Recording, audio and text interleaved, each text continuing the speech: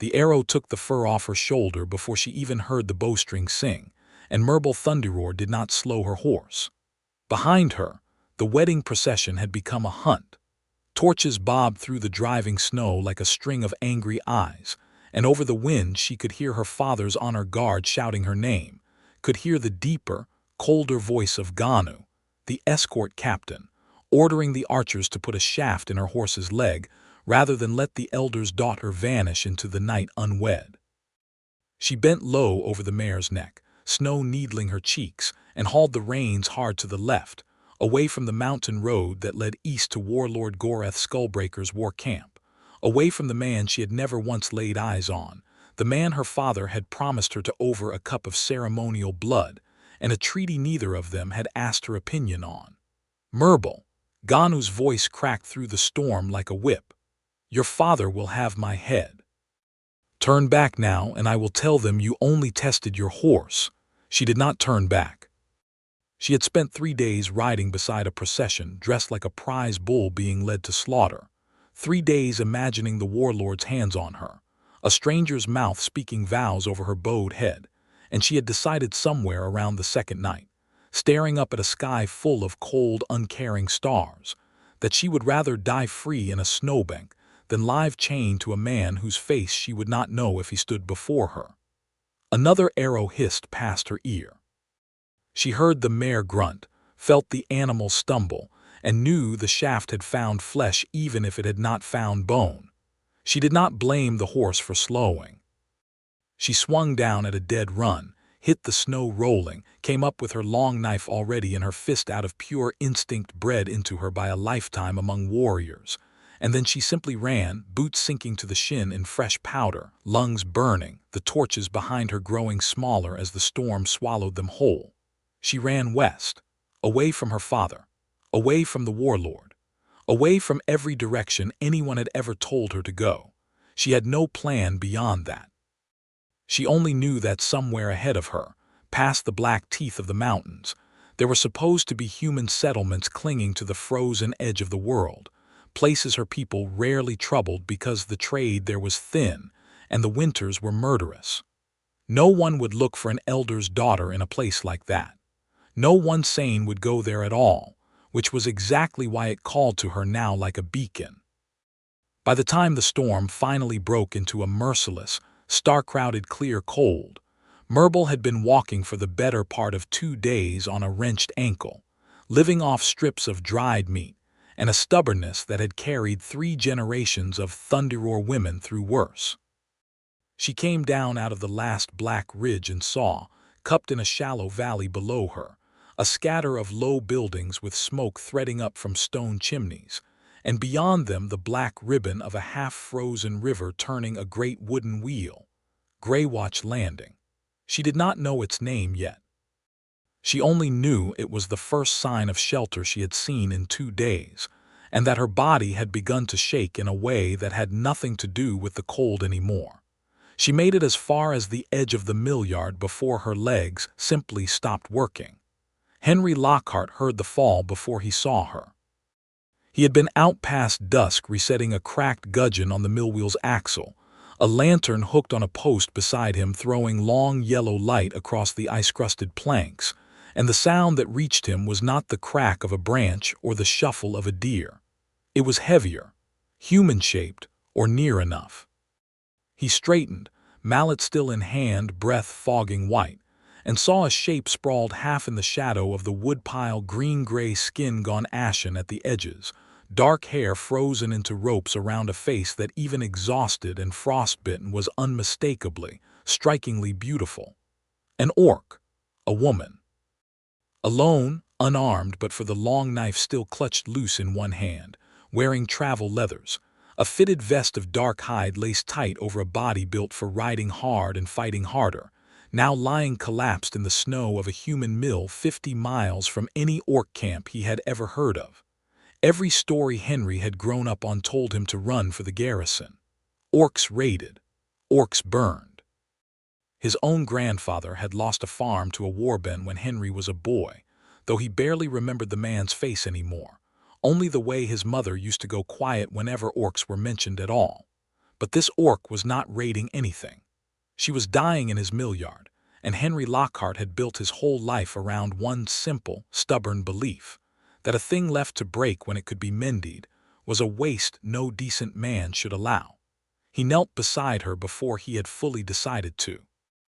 Up close he could see the frostbite starting to blacken 2 fingers on her right hand, the arrow graze along her shoulder crusted with frozen blood, the terrible thinness of a woman who had not eaten properly in days.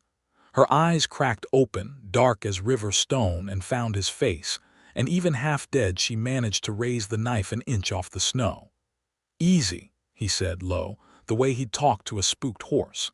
"I'm not going to hurt you."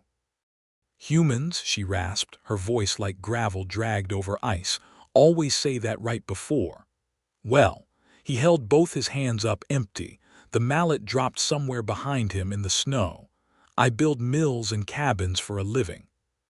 Closest I've come to hurting anybody is dropping a beam on my own foot." He nodded toward the buildings behind him, warm lamplight glowing in a few windows. "You're about 2 hours from freezing solid out here. I've got a fire. That's all I'm offering." She studied him for a long moment, weighing something behind those dark eyes that he couldn't read, and then the knife slipped from her fingers into the snow because she simply had no strength left to hold it, and her head dropped back. "Fine," she breathed, barely a whisper now. "Fire." He got his arms under her, startled at how much solid muscle there was beneath the leathers even wasted by cold and hunger, and half carried, half dragged her toward his workshop, praying to whatever god watched over fools and carpenters that no one in Greywatch Landing happened to be looking out their window. The workshop was warm in the particular way only a room heated by a working forge stove and stacked with fresh-cut lumber could be, resin and wood smoke thick in the air. Henry laid her on a pallet of shavings and old bearskins near the stove, threw 2 more logs on the coals, and set about doing what he knew how to do, which was fix things. He cut away the frozen sleeve from her shoulder wound, packed it with clean cloth and the stinging tincture he kept for his own split knuckles, wrapped her blackened fingers in wool soaked in warm water to bring the blood back slow instead of fast, the way an old trapper had once taught him, because bringing it back too fast could cost her the fingers entirely. She watched him work through slitted eyes, too exhausted to fight him, too wary to fully relax, until finally she spoke again, her words thick. "Why?" "Why what? Why help? Orc and human, you know what we are to each other." Henry sat back on his heels, considering the question honestly instead of giving her some easy answer. "I know what we're supposed to be to each other," he said. "I also know a woman bleeding half to death in my millyard, and I never learned how to walk past that, whatever color her skin is." Something flickered across her face. Not trust, not yet, but something had cracked open a door that had been sealed shut a long time. "Myrble," she said finally. "What?"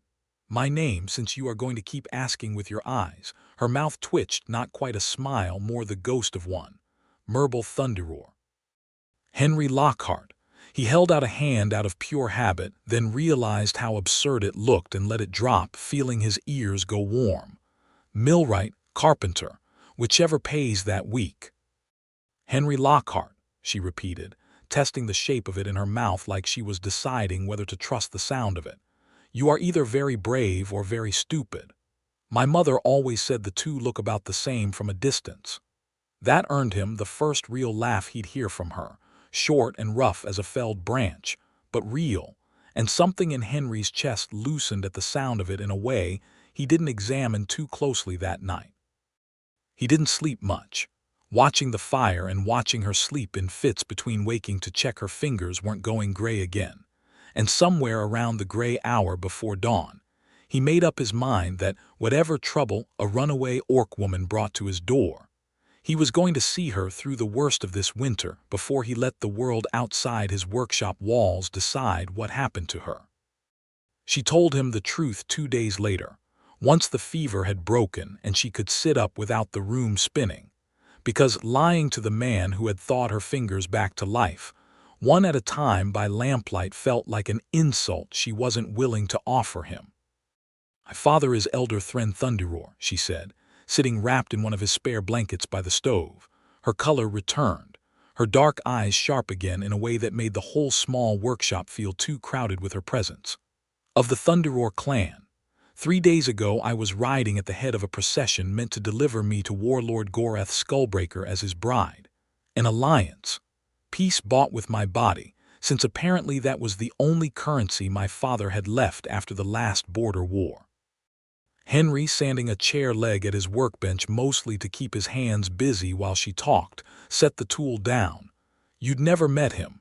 Never. The word came out flat hard. Not once.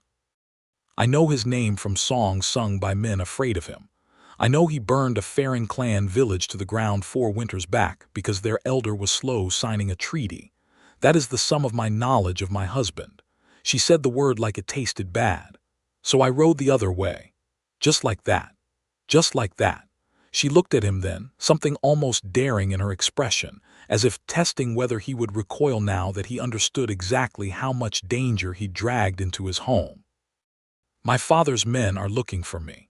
The Warlord's men will be looking for me soon if they are not already, because a broken alliance is an insult a man like Goreth does not forgive quietly. If they find me here, Henry Lockhart, they will not care that you only offered fire and bandages. I didn't ask what would happen if they found you, he said simply. I asked why you rode this way instead of any other. She was quiet a long moment, the fire popping in the stove between them. I do not know, she admitted finally, and something in her voice suggested that admission cost her more than the rest of the story combined. I only knew I could not go where I was told, and this direction felt less like a cage than the others. Henry didn't say anything to that. He simply picked the sanding tool back up and let the silence settle warm and companionable around them, because some things a person needed to sit with rather than have answered. The bargain they struck was simple and practical, the kind of arrangement 2 stubborn, guarded people build when neither wants to admit how much they already need the other. She would stay hidden in the loft above his workshop, sleeping among the stacked lumber and coiled rope, through the worst of the winter months, until the search for her had gone cold or moved on to easier ground. In exchange, once her strength returned, she would work, hauling timber his own back couldn't manage alone, holding beams steady while he pegged joints, splitting cords of wood with an efficiency that made his usual pace look embarrassing. You are stronger than you look, he told her the first week she was well enough to lift an axe, watching her split a round of oak in a single stroke that would have taken him 3. You are weaker than you look, she shot back, though there was no venom in it, only the dry humor he was starting to realize she wielded like a second blade. For a human who spends his days wrestling whole trees into houses. I use leverage, not brute force. Leverage is for men who cannot swing hard enough. Leverage is for men who want to still have a working shoulder at 50. She laughed at that, a real laugh this time, throwing her head back so the firelight caught the strong, clean line of her throat, and Henry found himself watching a beat too long before he remembered to look away. The days took on a rhythm neither of them spoke about too directly, for fear of naming it and breaking whatever fragile, dangerous thing was growing in the space between them. She worked beside him through the short gray daylight, learning the names of his tools, the grain of different woods, the particular patience required to fit a joint so tight it would never need a nail. He learned in turn how to properly bank a fire the way orc hunters did so it burned all night on half the wood, learned 3 different curses in her language that made her nearly fall off the woodpile laughing when he mangled the pronunciation, learned the particular fierce pride in her voice when she spoke of her clan even as she'd fled it. At night, in the small warm workshop with the shutters barred against the cold and the wind howling outside like something hunting, they talked. She told him about her mother, dead of fever when Myrble was young, and how her father had raised her more like a warrior he was training than a daughter he was loving, though she never doubted he loved her in his own hard way. He told her about his own father, a millwright before him, dead 3 winters past from a fall off a half-finished roof, and how Henry had taken up the trade less out of passion at first and more, because It was the only thing he knew how to do with his hands that made the ache of missing his father feel a little less sharp. "You build things to last," she said one night, running her fingers over the smooth, tight-fitted joint of a cabinet he'd been working on for the trading post, her touch lingering there longer than the observation strictly required. "Most men build for now. You build like you expect the world to still be standing in 100 years. Somebody's got to believe it," Henry said quietly. "Might as well be me." She looked up at him then, across the narrow space of the workshop, firelight throwing gold across the sharp planes of her face, and for a moment neither of them looked away. The air between them felt charged, thick as the moment before a storm breaks, and Henry's pulse hammered against his ribs in a way that had absolutely nothing to do with the cold outside.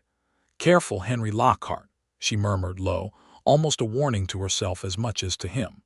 "A man who builds things meant to last is a dangerous thing for a woman who was raised to expect nothing would ever stay." "Maybe," he said, throat tight. "You just haven't had anyone worth staying for yet." She didn't answer that. But she also didn't pull her hand away from the cabinet, or from the small space where his fingers rested near hers on the wood, and they stood like that a long moment, close enough to feel each other's breath, before she finally stepped back with a shaky exhale and busied herself banking the fire, and Henry told himself the roaring in his ears was just the wind. It was 3 weeks into that arrangement when the town found out. Old Pell Ashworth, who ran the trading post and had eyes sharper than any man his age had a right to, spotted Myrtle hauling a load of split timber across the mill yard one gray morning, when Henry had asked her to move quickly rather than wait for full dark. Word moved through Graywatch landing faster than the winter wind, and by that same evening a crowd had gathered outside Henry's workshop, lanterns and torches held high against the early dark, faces he'd known his whole life twisted into something ugly and afraid. Reeve Callum Ashford stood at the front of them, a stocky man with a garrison sword at his hip he rarely had cause to draw, his breath fogging thick with anger. "Henry Lockhart," he called out, "you'd best have a good reason there's an orc living in your mill house, or so help me I'll have you both dragged to the garrison this very night." Henry stepped out into the cold, positioning himself deliberately in the doorway between the crowd and the workshop behind him. "She's done nothing to any of you," he said, keeping his voice level though his heart hammered. "She's a woman who needed shelter from a storm. That's the whole of it." "That's an orc, Henry." Someone else in the crowd, a farmer named Dutch who Henry had built a barn for not 2 summers past. "You know what they've done to folk like us. My cousin's whole homestead burned by orc raiders not 5 years gone." "She didn't burn anything," Henry said. "She's not the orcs from your stories. She's a person who's been working herself half to death helping me all winter, and I'd wager most of you owe your roofs staying up this season to timber her hands helped cut." The door behind him creaked open, and Myrtle stepped out into the torchlight, tall and unbowed, travel leathers still marked from a day's honest labor, dark eyes sweeping the crowd without a flicker of the fear Henry felt roiling in his own gut. A collective, uneasy murmur rippled through the gathered townsfolk at the sight of her, hands drifting toward belts and pitchforks. "I did not ask to come here," she said, her voice carrying clean and strong over the wind. "I did not ask for any of your fear either. I only asked this man for fire, and he gave it, though every story he was raised on told him not to. If that makes him a fool in your eyes, then you are all fools too, because I have not once seen a single soul among you offer anything half so brave." The Reeve's jaw worked, torn between the fear in his men's faces and the stubborn set of Henry's shoulders, a young man he'd known since he was a boy learning to hold a hammer at his father's knee. Finally he spat into the snow. "She stays confined to this mill yard," he said. "One report of trouble, and I will not protect either of you from what comes next. Am I understood?" "Stood," Henry said, and the crowd slowly dispersed into the dark, muttering, casting glances back over their shoulders, and Henry let out a breath he felt like he'd been holding for 3 weeks straight. That night in the quiet after, Myrtle sat across the stove from him, uncharacteristically silent, and Henry finally asked what was clearly weighing on her. "You didn't have to say any of that," she said at last, not looking at him. "You could have let them take me. It would have been easier for you." "I don't want easier," Henry said. "I want you safe." Her head came up at that, dark eyes searching his face in the firelight, and whatever she found there made something in her guarded expression finally, fully break open. "No one has stood between me and danger before, Henry Lockhart," she said quietly. "Not once. My whole life I have been the one others hid behind." "Well," he held her gaze steady though his pulse was racing. "Get used to it, because I'm not planning on stopping." She crossed the small distance between them before he even registered her moving, and then her hand was at his jaw, calloused and warm, tilting his face up to hers, and she kissed him like something long damned finally breaking its banks, fierce and searching and impossibly gentle all at once. Henry's hands found her waist, pulling her closer, and for a long, breathless moment the cold outside and the danger circling them both simply ceased to exist. The whole world narrowed down to the press of her mouth against his and the fierce, unguarded sound she made against his lips. When they finally broke apart, both breathing hard, she rested her forehead against his, her fingers still curled in the front of his shirt like she wasn't quite ready to let go. "This is a very bad idea," she murmured. "Probably the worst I've ever had," Henry agreed, and kissed her again anyway, and neither of them pretended after that night that what was growing between them was anything less than what it plainly was. Spring came slow and grudging to the north that year, the river ice groaning and cracking weeks before it finally broke, and with the thaw came the first real news that the search for Myrtle had not, in fact, gone cold. A trader passing through Greywatch Landing brought word that Elder Thren Thunderroar's riders had been seen 2 valleys east, questioning every homestead and outpost along the frontier road. And worse, that Warlord Goreth Skullbreaker himself had ridden out from his own war camp with a company of his fiercest men, furious at the insult of a bride who'd fled rather than honor the alliance, determined to reclaim what he considered rightfully his, and make an example of anyone foolish enough to have sheltered her. "He will come here," Myrtle said flatly, pacing the workshop floor that evening, the old caged energy back in her stride that Henry hadn't seen since that first frozen night in the millyard.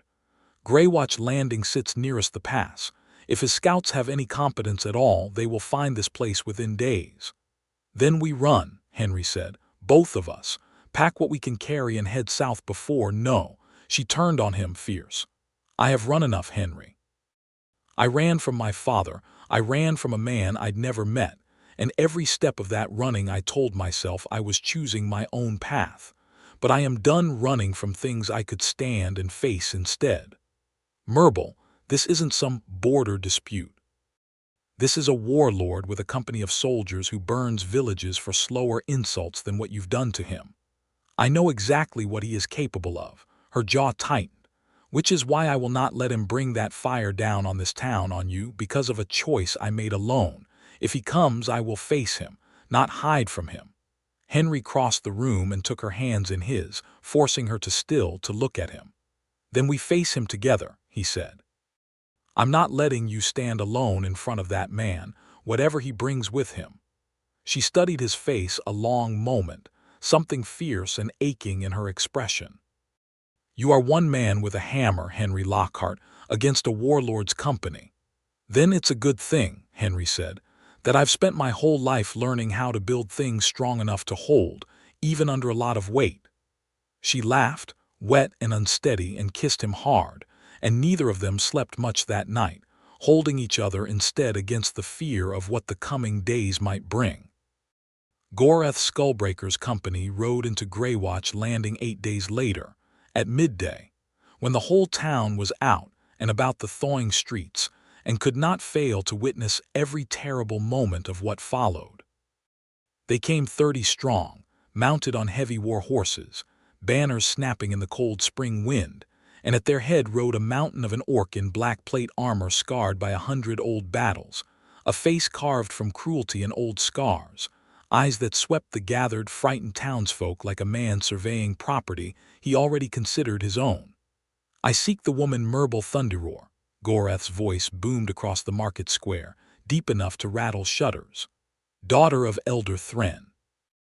Bride promised to me by treaty and blood. Bring her forward, or I will burn this pathetic huddle of wooden huts to ash and salt the ground beneath it." Crowd shrank back, fear rippling through them, and Reeve Ashford stepped forward on shaking legs, hands raised. "We have no orc here, my lord, I swear it, liar." Goreth's gaze had already found the mill house at the edge of town, some hunter's instinct or simple scouting report guiding him true. "Bring her out, or I start with the buildings closest to me." Henry felt his blood turn to ice water. Beside him in the crowd, Merble had gone rigid, her hand tight around his arm. "Stay here," she breathed.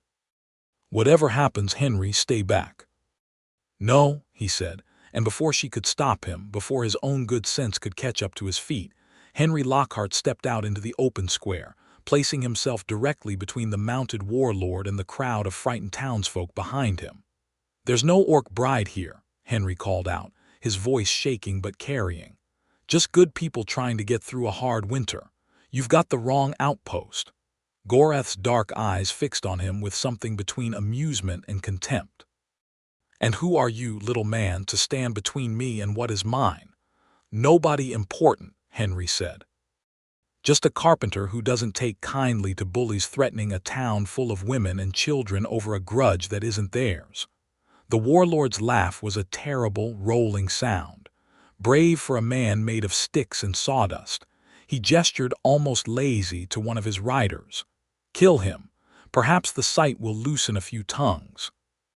The rider spurred forward, blade already rising, and the crowd screamed and scattered, and Henry had one single frozen heartbeat to realize he was about to die in the middle of a market square for a woman he'd known less than a season, and found, with a strange, calm certainty, that he didn't regret a single moment of it. The blade never landed. Merble Thunderroar came out of the crowd like something unleashed, a blur of motion, and caught the descending sword arm in both hands, wrenching the rider bodily from his saddle with a strength that made the surrounding crowd gasp aloud.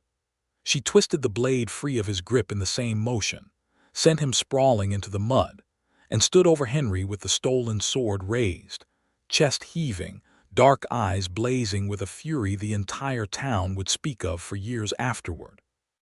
"Touch him again," she snarled, loud enough for every soul in the square to hear, "and I will paint this snow with the blood of every man who rides with you."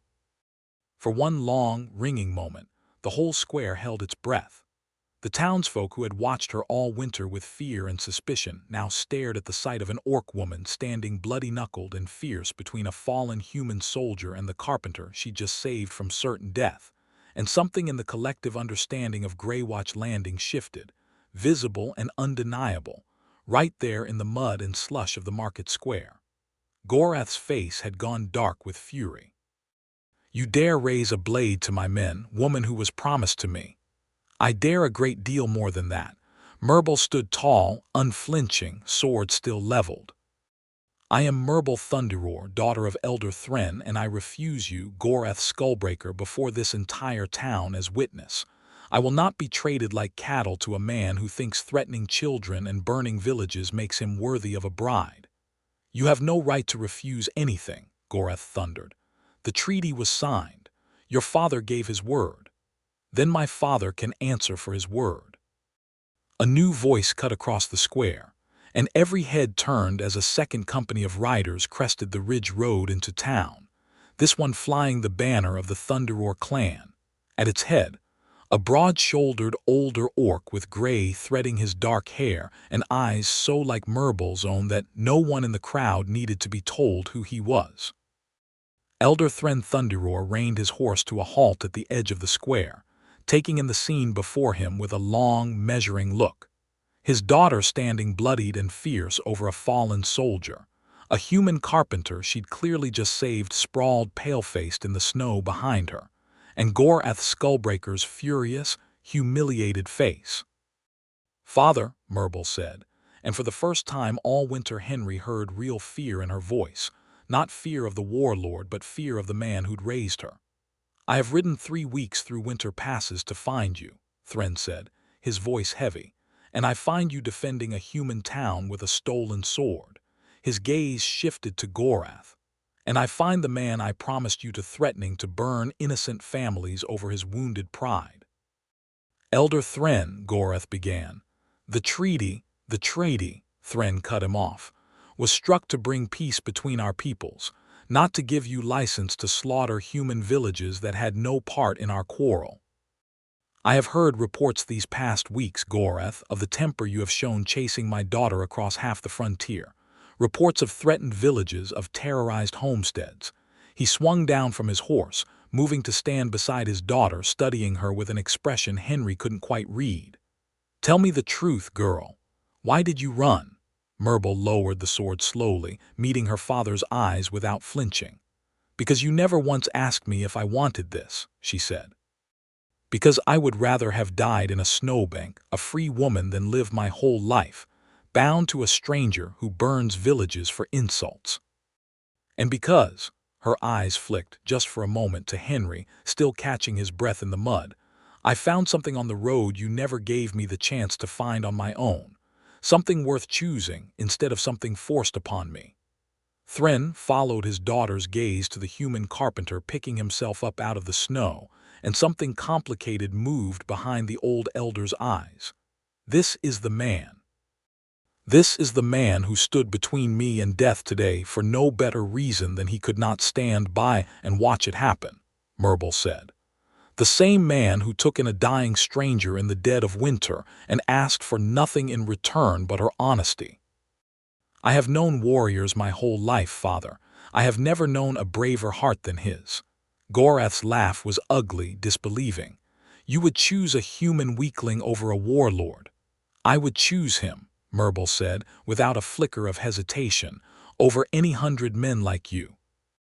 The warlord's face twisted with rage, and his hand dropped to the hilt of his blade.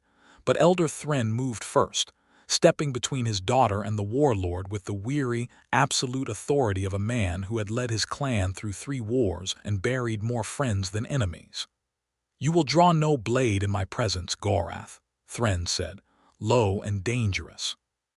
"Not after I have watched you threaten to burn a village of innocents for the crime of my daughter's honesty. The treaty is void. I will not bind my daughter to a man who mistakes cruelty for strength." He turned his back on the sputtering warlord entirely, a deliberate, cutting dismissal, and faced Myrble instead. "You embarrassed our clan, running the way you did. I know. You also," Thren continued, something almost like reluctant pride creeping into his weathered voice, "just stood alone against 30 armed men to protect a village that owes you nothing, and a man you have known less than a season. Whatever else you are, daughter, you are no coward, and you are no fool either, whatever this pig of a warlord thinks." Gorath, seeing the tide of the moment turned entirely against him, seeing his own men shifting uneasily at the elder's open condemnation, spat once into the snow and wheeled his horse around. "This is not finished, Thunderroar." "It is finished," Thren said, without even turning to watch him go. "Ride home, Gorath. Before I decide your temper is a danger to more than just my daughter's happiness." The warlord's company thundered out of Greywatch Landing in a spray of churned mud and slush, and the whole square let out a breath it felt like it had been holding for an hour, the tension breaking into stunned murmurs, and here and there, a few scattered, disbelieving cheers. Henry got to his feet at last, still shaking from how close that blade had come, and found Myrble already crossing the space between them, her hands finding his face, checking him over with a fierce, unguarded worry that told him more plainly than any words could exactly how much he mattered to her. "You absolute fool," she breathed, half laughing, half furious, tears standing bright in her dark eyes. "Standing in front of an armed warlord with nothing but sawdust in your pockets. Seemed like the thing to do at the time," Henry managed. And then she was kissing him, right there in the middle of the market square, in front of her father and the fallen soldier and the entire stunned population of Greywatch Landing, and none of them, not one, said a single word against it. Elder Thren watched his daughter kiss a human carpenter in the middle of a frontier town square with an expression that shifted slowly from disbelief to something more complicated, and when they finally broke apart, breathless, he cleared his throat pointedly. "I suppose," he said, "introductions are in order." Henry stepped forward, extending a hand that was, he noted with some embarrassment, still trembling slightly. "Henry Lockhart, sir, millwright carpenter." Thren studied the offered hand for a long moment before clasping it in his own massive grip, orc fashion, forearm to forearm. "You have more courage than sense, Henry Lockhart. That is either the making of a very great man or a very short life." "I've been told both, sir, usually in the same conversation." That surprised a short bark of laughter out of the old elder, and Henry saw, for just a moment, exactly where Merbel's own sharp humor had come from. "My daughter tells me you build things meant to last," Thren said, more seriously now, studying Henry with the frank, appraising look of a father measuring a man against his daughter's worth. "I try to, sir." "Good." Thren nodded slowly, something settling behind his eyes, a decision made. "Then perhaps you are exactly the sort of foundation she needs, since it seems clear enough neither of you plans on being talked out of this." The following days brought a strange, wonderful upheaval to Greywatch Landing, the whole town still buzzing with the story of the orc woman, who'd faced down 30 soldiers to save the carpenter everyone had thought was housing a monster. Reeve Ashford, somewhat sheepishly, came by the workshop to offer a formal apology, and Old Dutch the farmer brought over a jug of his best cider by way of amends, muttering something about being wrong about a great many things. It would take longer than a single dramatic afternoon to fully unwind years of fear and prejudice. Henry knew that, but the seed of something better had been planted that day in the market square, and he watched it take root day by day in small gestures. A nod here, an offered hand there, children who no longer scattered at the sight of Merbel's shadow, but instead crept closer, curious, to watch her split wood with a single powerful stroke. Elder Thren stayed in Greywatch Landing 3 days more before he was due to ride home, and on the last evening he found Henry alone in the workshop, sanding down a long piece of oak by lamplight while Merbel slept upstairs in the loft, exhausted from days of high emotion finally catching up to her. "You know," Thren said, settling onto an overturned barrel across from Henry's workbench, "she was never an easy child. Stubborn as a mule mired in mud, and twice as loud about it." Henry huffed a quiet laugh, not looking up from his work. "I've noticed she will test you. Every day, in 100 small ways, because that is the only way she knows to be certain something is real, and not simply another cage dressed up prettier than the last." The elder's voice was rough with something that might have been affection, might have been grief for all the years he'd spent raising her more like a soldier than a daughter. "Do not mistake her fire for cruelty. It is the only armor she has ever been allowed to wear." "I don't need her to be easy," Henry said quietly, finally meeting the old orc's eyes. "I just need her to be here. The rest I can build around." Thren studied him a long moment, and something in his weathered face softened just slightly. "Then I release her from my house with an easier heart than I expected to," he said. "Take care of her, Henry Lockhart, or answer to me." "I intend to spend the rest of my life doing exactly that, sir. Both parts." The old elder rode out the next morning with his honor guard, and if he looked back once at the small workshop at the edge of Greywatch Landing with something like wistful pride, only the mountains saw it. That night, with her father gone and the immediate danger finally, truly past, Merbel came to Henry differently than she ever had before, without the shadow of fear or urgency hanging over them, without a warlord's company on the horizon or a town's suspicion pressing in. She found him in the workshop, banking the last of the evening fire, and simply stood in the doorway a long moment, watching him with an openness in her expression that took his breath away entirely. "What?" he asked, straightening, suddenly self-conscious under the weight of that gaze. "I have spent my whole life being told what I was for," she said quietly. "A daughter to be traded, a prize to be won, a body meant to buy peace between men who never once considered asking what I wanted. She crossed the room slowly, stopping close enough that he could feel the warmth radiating off her, could see the firelight dancing gold in her dark eyes. You are the first thing in this entire life, Henry Lockhart, that I chose entirely for myself. No treaty, no father's word, no warlord's claim, just you and the road that led me here and the choice I made every single day since to stay. Myrtle, let me finish. Her hand came up to rest against his chest, right over the frantic hammer of his heart. I do not know how to be soft, Henry. I was not raised for it. But I know how to be certain, and I have never in my life been more certain of anything than I am of you. Her voice caught, rough with an emotion she rarely let show so plainly. I love you. I do not know when it happened, somewhere between the fire and the fever and the day you stood in front of a warlord's blade like it was nothing at all. But I love you, and I am done pretending otherwise to myself or to anyone else. Henry's throat tightened, his own eyes stinging in a way he wasn't remotely embarrassed by. I love you too, he said, voice rough. I think I have since that first night, watching you fight to hold onto a knife you didn't have the strength left to lift. I just didn't have the courage to say it until you did.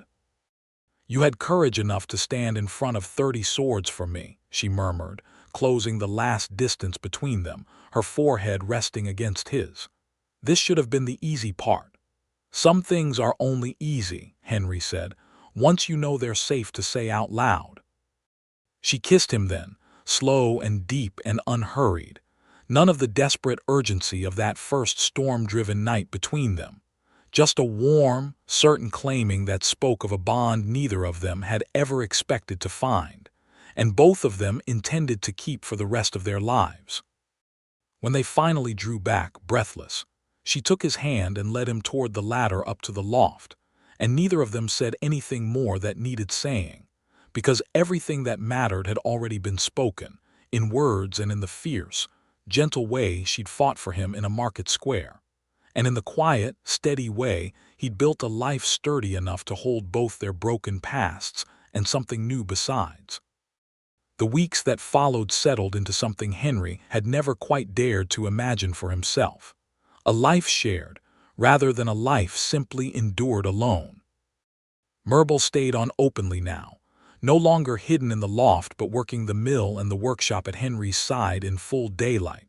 And the town, slowly, unevenly, but genuinely, made its peace with her presence, until children ran up to show her their scraped knees for her opinion on toughness.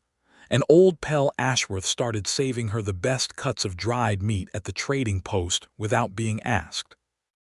One warm evening in late spring, as the ice finally cleared fully from the river, and the mill wheel turned steady and strong beneath a sky gone gold with sunset, Myrtle found Henry at his workbench carving something small and careful out of a scrap of pale ash wood, his brow furrowed in concentration. "What are you making?" she asked, leaning over his shoulder. He held it up, a little sheepish.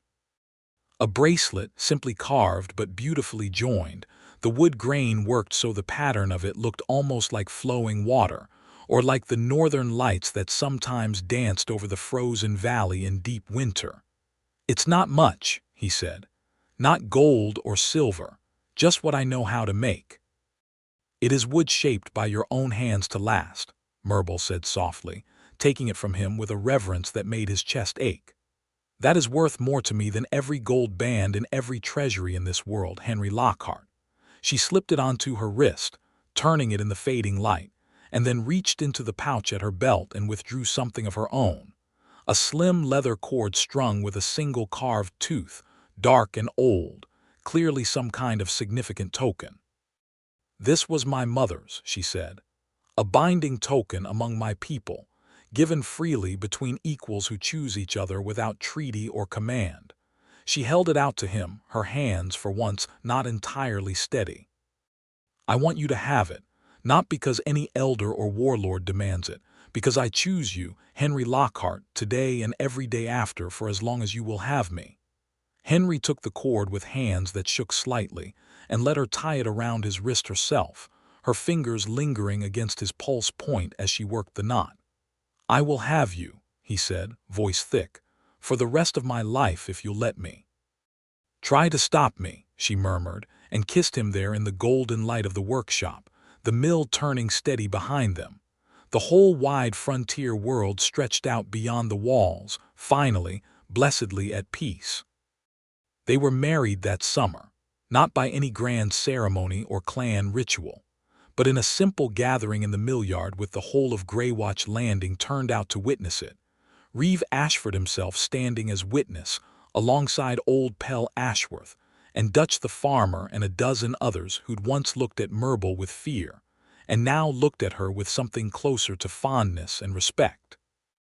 Elder Thren could not stay for the ceremony itself, called back to clan business in the east, but he sent word, and word alone from a man like that was worth more than any blessing spoken aloud. But even a life well built, Henry came to understand, was not meant to stand still forever. Myrtle had spent her whole life being told where to go, what road to walk, what future to accept, and though she had found something true and lasting in Greywatch Landing, some restless piece of her had never stopped listening for the call of the open road beyond the mountains.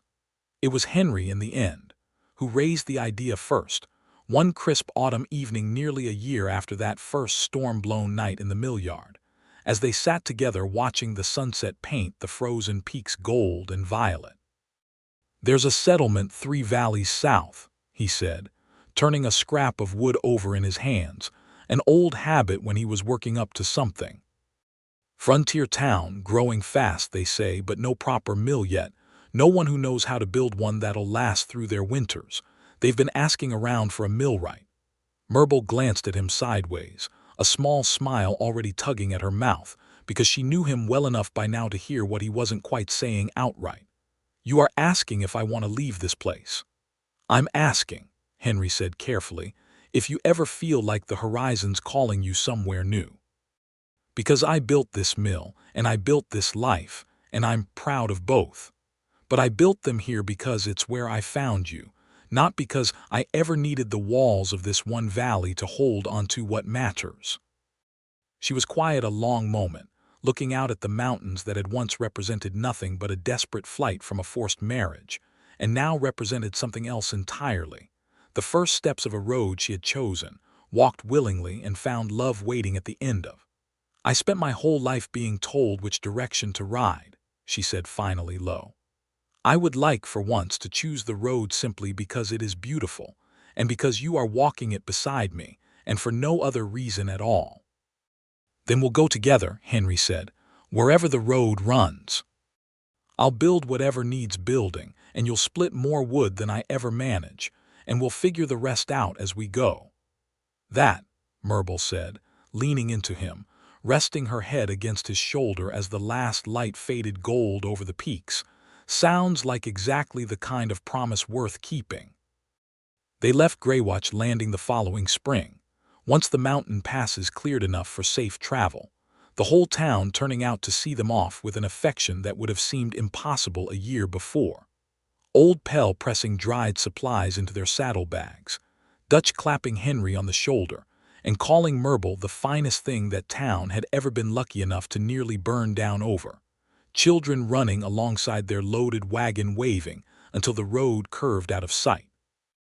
Myrtle Thunderoar rode at the head of their small procession this time, not fleeing anything, not running from a fate chosen by someone else, but riding toward a horizon she and Henry Lockhart had chosen together, side by side, equals in every sense that mattered. The carved wooden bracelet caught the morning light on her wrist, and the old bone token rested warm against Henry's pulse where it hung from his neck, and somewhere behind them the frozen valley that had first brought them together shrank slowly into the distance, replaced by open sky and new mountains and a whole wide, waiting world. "Which way?" Henry asked, reining his horse up beside hers at the fork where the frontier road split south toward the new settlement and further west toward lands neither of them had ever seen. Myrtle considered both directions a long moment, then reached over and took his hand, lacing their fingers together over the space between their horses, her dark eyes bright with something that had never once in her whole life felt so simply, thoroughly free. Toward whatever we build next, she said. Together. That has always been the only direction worth riding. And so they rode on, side by side, toward the next horizon, and the one after that, chasing a future neither had dared to imagine before a storm-blown night had brought a runaway bride crashing into the life of a lonely carpenter who believed, above all else, in building things meant to last.